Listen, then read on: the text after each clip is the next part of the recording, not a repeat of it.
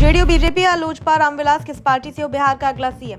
चिराग पासवान ने खुलकर बताई अपनी चाहत। बिहार में अगले मुख्यमंत्री को लेकर सस्पेंस। चिराग ने ठुकराई सीएम की रेस, लेकिन बीजेपी के लिए कर दिया रास्ता साफ। बिहार की राजनीति एक बार फिर दिलचस्प मोड़ पर खड़ी है। सत्ता के समीकरण बदल रहे हैं, बयानबाजी तेज हो रही है और सबसे बड़ा सवाल यही है कि आखिर राज्य की अगली कमान किसके हाथ में जाएगी। मुख्यमंत्री पद को लेकर सस्पेंस लगातार गहराता जा रहा है, खासकर तब जब लंबे समय तक राज्य की राजनीति में केंद्र में रहे नीतीश कुमार अब राज्यसभा की ओर बढ़ चुके हैं। नीतीश कुमार के इस कदम ने बिहार की सियासत में एक बड़ा खालीपन पैदा कर दिया है। ये सिर्फ एक पद का खाली होना नहीं है, बल्कि ये उस नेतृत्व का सवाल है जिसने वर्षों तक राज्य की दिशा तय की। ऐसे में अब हर राजनीतिक दल अपनी अपनी रणनीति बनाने में जुटा हुआ है। सबसे पहले बात करते हैं जनता दल यूनाइटेड यानी जेडीयू की।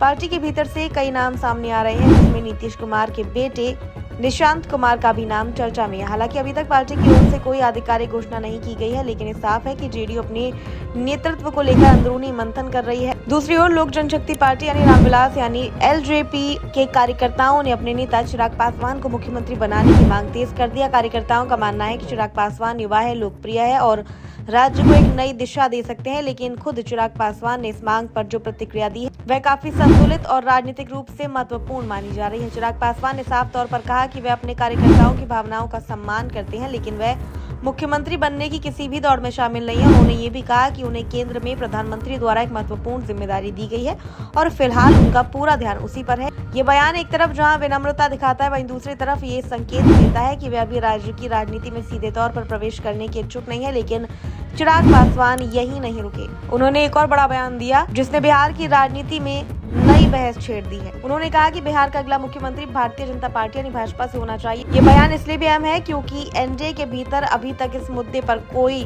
स्पष्ट राय सामने नहीं आई थी। चिराग का ये बयान कई मायनों में देखा जा रहा है। एक तरफ उन्होंने खुद को सीएम रेस से बाहर कर लिया, वहीं दूसरी ओर बीजेपी के पक्ष में खुलकर समर्थन देकर गठबंधन के भीतर अपनी स्थिति भी स्पष्ट कर दी है। ये एक तरफ से एनडीए के भीतर शक्ति संतुलन को भी दर्शाता है। अगर बीजेपी की बात करें तो वर्तमान राजनीतिक हालात को देखते हुए उसकी दावेदारी मजबूत मानी जा रही है। राज्यसभा चुनाव में एनडीए की जीत ने साफ कर दिया है कि गठबंधन अभी भी मजबूत स्थिति में है। ऐसे में बीजेपी के पास ये मौका है कि वह मुख्यमंत्री पद पर अपना दावा पेश करें।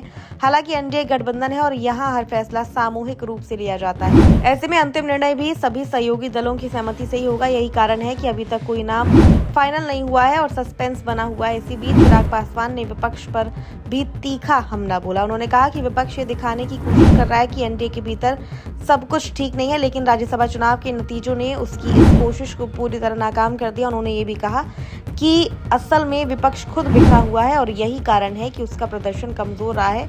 राजनीतिक जानकारों का मानना है कि चिराग पासवान का यह बयान सिर्फ एक सामान्य प्रतिक्रिया नहीं है, बल्कि इसके पीछे गहरी रणनीति छिपी हुई है।